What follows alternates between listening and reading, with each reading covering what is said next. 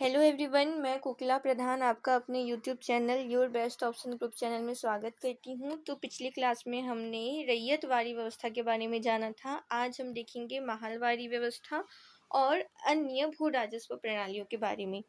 तो शुरू करते हैं। सबसे पहले जानते हैं महालवारी व्यवस्था। एक्चुअल में महाल शब्द क्या है, शाब्दिक अर्थ क्या है। सबसे पहली बात, महाल शब्द फारसी भाषा से आया है जिसका सामान्य अर्थ होता है गांव या फिर जागीर या संपदा। ठीक है। अब महालवारी व्यवस्था क्या है, इसकी मूल परिभाषा ये है कि यह ब्रिटिश काल में लागू की गई तीसरी सबसे बड़ी भू राजस्व प्रणाली थी। इसमें टैक्स का निर्धारण एक व्यक्तिगत किसान रैयतवारी की तरह या फिर किसी एक बड़े जमींदार स्थायी बंदोबस्त की तरह इन सब के साथ नहीं किया गया।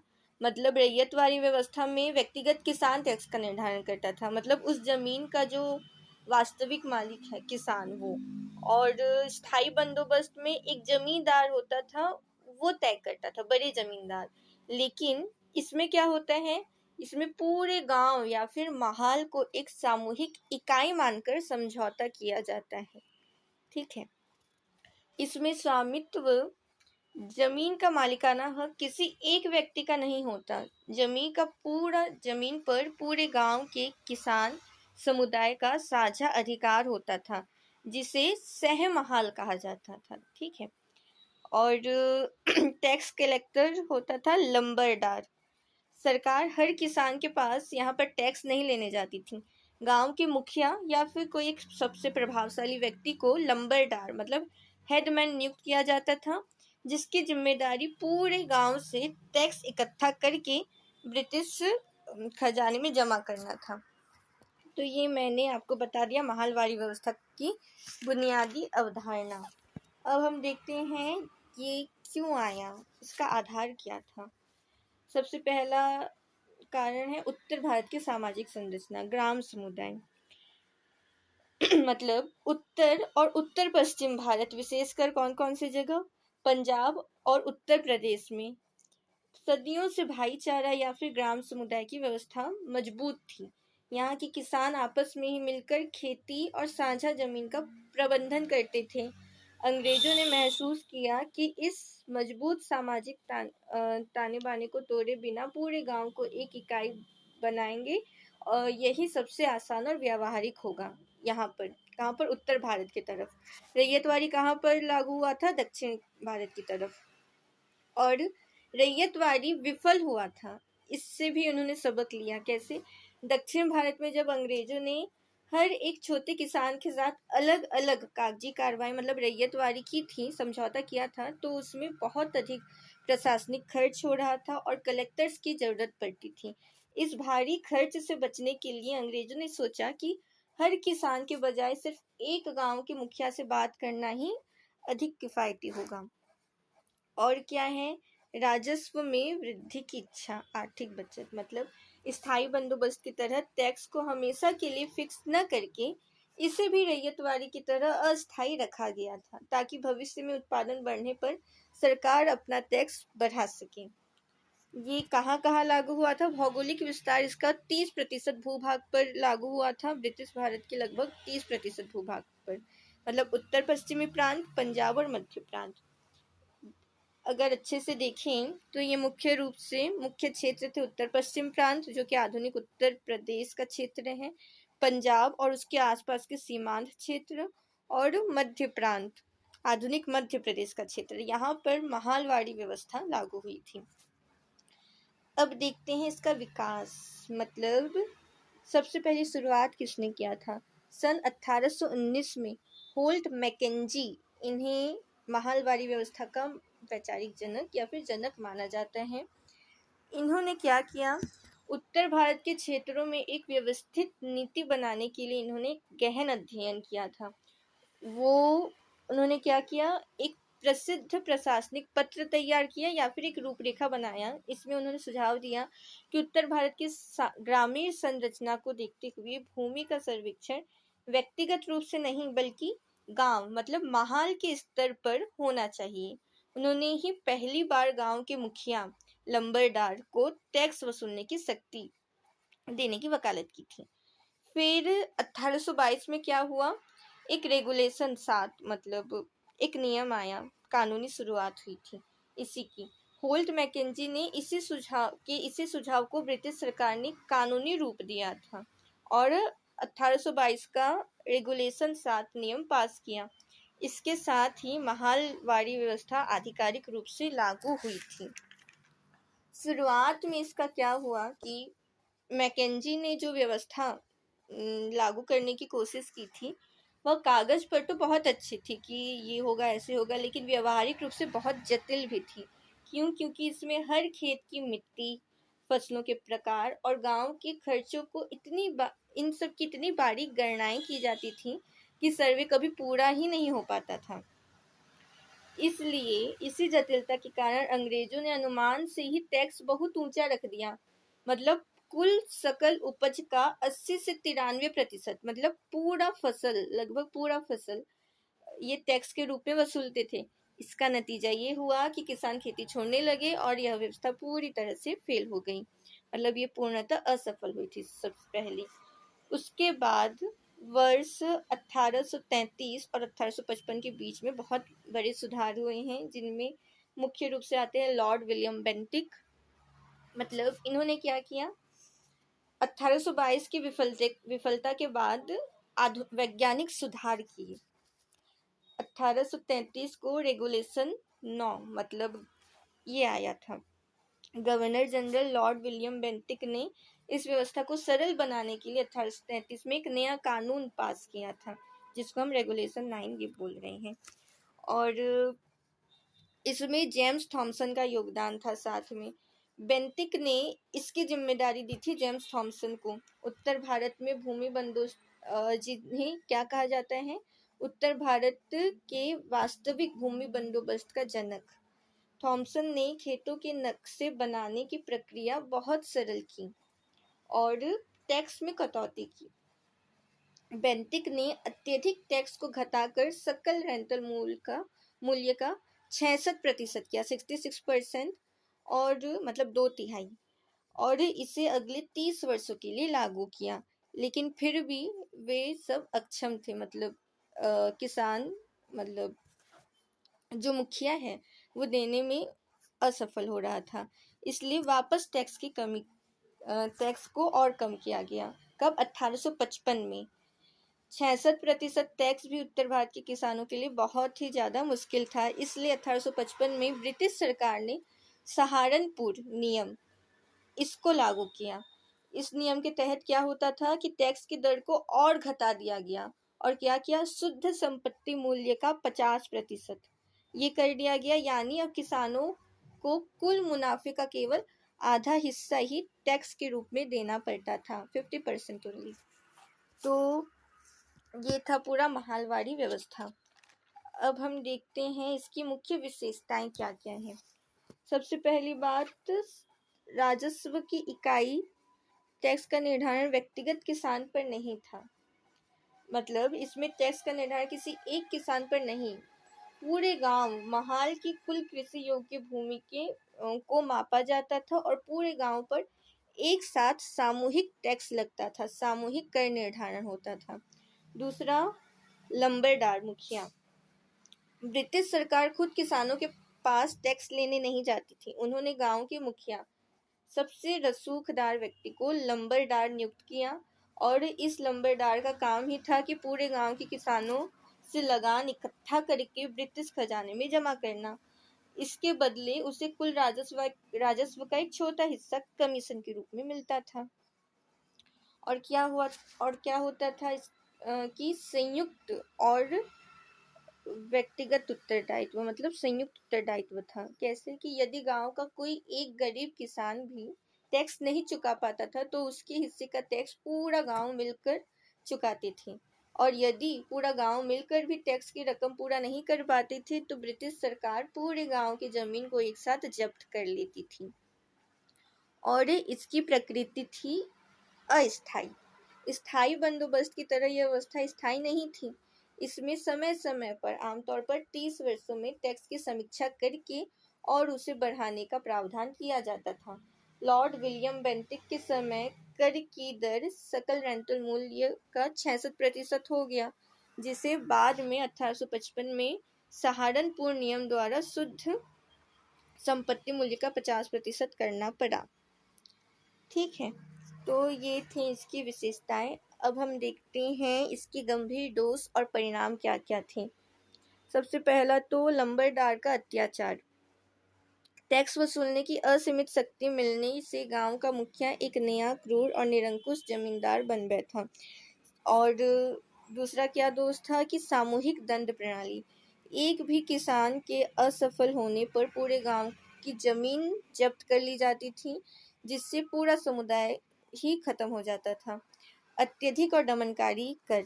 बेंटिक के समय 66% तक भारी टैक्स होने के कारण कृषि का विकास रुक गया और किसान कर्ज में डूब रहे थे।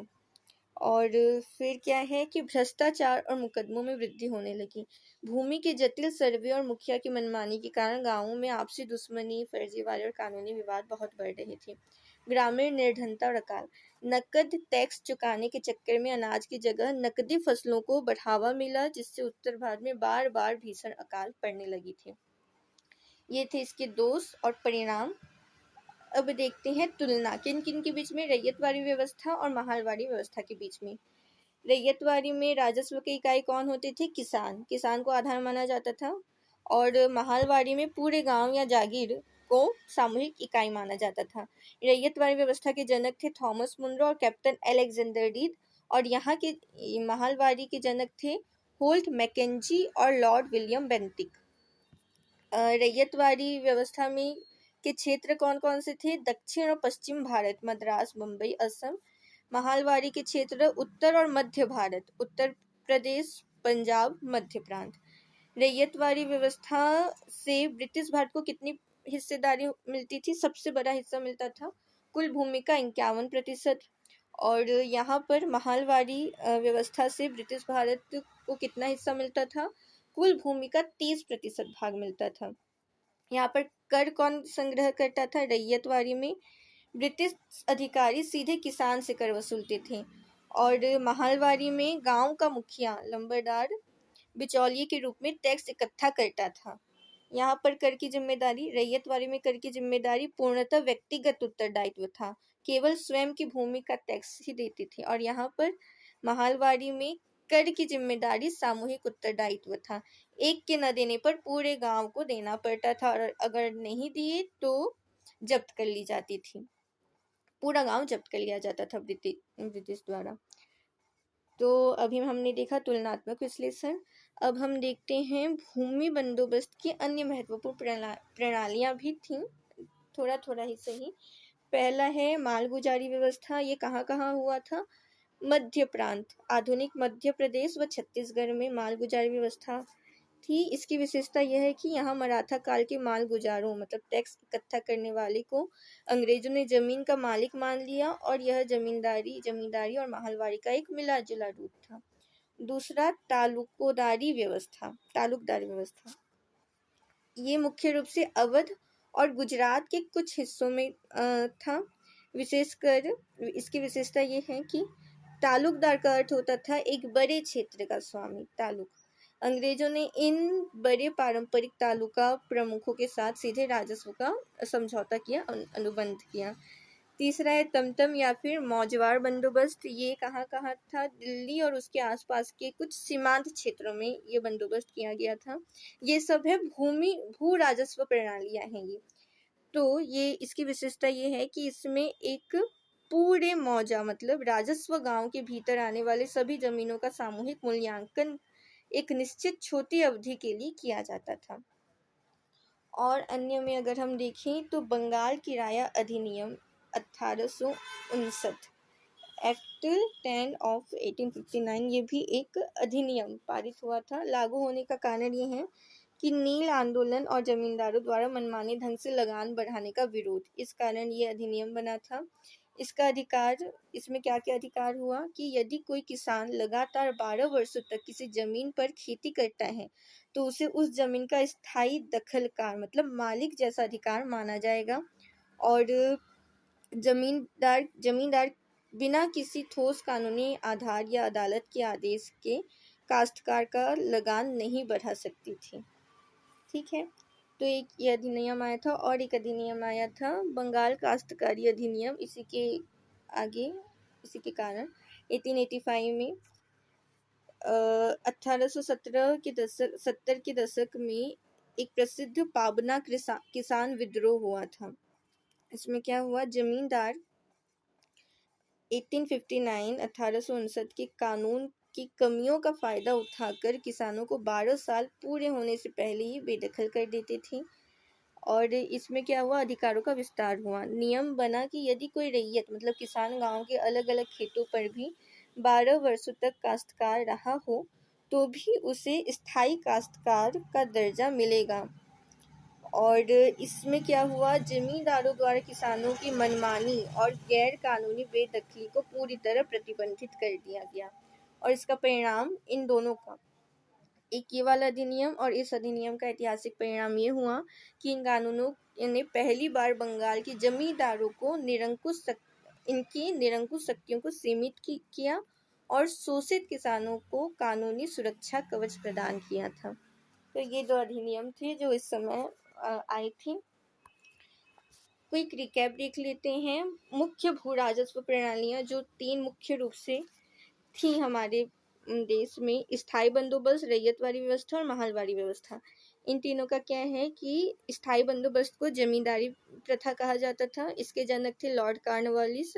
1793 में कहाँ कहाँ था, बंगाल, बिहार, उड़ीसा, बनारस और उत्तरी कर्नाटक, कुल ब्रिटिश भारत का 19%। इसकी विशेषता है कि इसमें जमींदार को भूमि का मालिक बनाया जाता था और सरकार का टैक्स हमेशा के लिए स्थायी कर दिया गया था। रैयतवाड़ी व्यवस्था के जनक थे थॉमस मुनरो और कैप्टन अलेक्जेंडर डीड। 1820 में ये आया था। इस कहाँ कहाँ पर लागू हुआ था, मद्रास, बम्बई प्रेसिडेंसी और असम, कुल ब्रिटिश भारत का 51%, सबसे बड़ा हिस्सा इसी व्यवस्था ने काबू में किया था। विशेषता इसकी ये है कि इसमें कोई बिचौलिया नहीं थे। ब्रिटिश सरकार ने सीधे किसान को भूमि का मालिक माना और सीधे टैक्स वसूला। तीसरा आता है माहलवाड़ी व्यवस्था। इसके जनक थे होल्ट मैकेंजी 1822 में और लॉर्ड विलियम बेंटिक 1833 में। कहाँ कहाँ पर लागू हुआ था, पंजाब, उत्तर पश्चिम प्रांत और मध्य प्रांत, कुल ब्रिटिश भारत का 30%। इसकी विशेषता ये थी कि इसमें टैक्स पूरे गांव या फिर जागीर माल पर सामूहिक रूप से लगाया जाता था और लगान वसूलने की जिम्मेदारी गांव के मुखिया लंबरदार की होती थी। अन्य लघु भू राजस्व प्रणालियों में इजारेदारी प्रथा, जिसके जनक थे वॉरेन हेस्टिंग 1772 में जो आया था। इसकी विशेषता ये है कि यह एक नीलामी प्रणाली थी, पंचवर्षीय थी का था, जिसमें सबसे ऊंची बोली लगाने वाले को टैक्स वसूलने का अधिकार दिया जाता था। फिर आता है मालगुजारी व्यवस्था, मध्य प्रांत, आधुनिक मध्य प्रदेश और छत्तीसगढ़ में। इसकी विशेषता ये है कि यह मराठा काल के मालगुजारों को अंग्रेजों ने भूमि के अधिकार सौंपे थे। तालुकदारी व्यवस्था, ये कहाँ कहाँ लागू हुआ था, मुख्य रूप से अवध और गुजरात। इसकी विशेषता ये है कि ये बड़े क्षेत्र के पारंपरिक स्वामियों मतलब तालुकदारों के साथ सीधे राजस्व का समझौता करती थी। और आखिरी है मौजवार टमटम बंदोबस्त। ये क्षेत्र कहाँ कहाँ लागू हुआ था, दिल्ली और उसके आसपास के सीमांत क्षेत्र, जहाँ पूरे राजस्व गांव मौजा का सामूहिक मूल्यांकन किया जाता था। ये थी प्रणालियाँ, भू राजस्व प्रणालियाँ जो मुख्य रूप से आई थी हमारे देश में। अब देखते हैं इसका आर्थिक प्रभाव क्या हुआ। ग्रामीण ऋणग्रस्तता और साहूकारों का उदय। कर न चुका पाने पर जमीन जब्ती की दर से किसान स्थानीय महाजनों और साहूकारों के चंगुल में फंस गए थे, जिससे उनकी पुश्तैनी जमीनें छिन गई। दूसरा, भूमि का वस्तुकरण। इतिहास में पहली बार भूमि बेचने, खरीदने और गिरवी रखने योग्य एक वस्तु बन गई थी। कौन? भूमि, जमीन।